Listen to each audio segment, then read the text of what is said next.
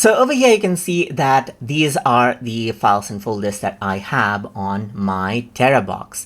If I were to go inside the folder, and inside this folder you can see that I got files right here in a certain order.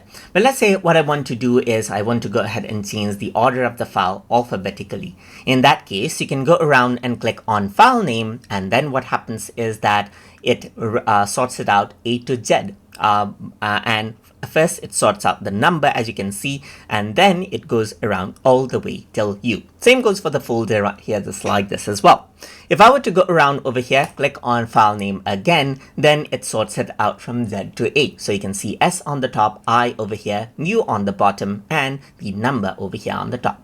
Similarly, you can go around and sort it out by size as well. So if I were to go around and click on size right here, just like this, then what happens is that you get the highest file size over here on the top and the lowest right here on the bottom, just like this as well.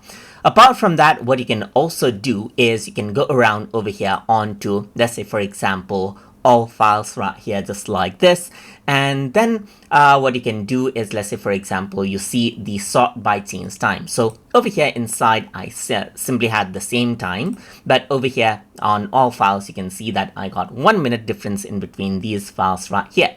So if I were to click on sort by change time, you get the latest time on the top and the old time on the bottom. And if I were to click on it again, you can see that you got this out right here, just like this. So you can go around and click on it to change out the time right here, just like this as well.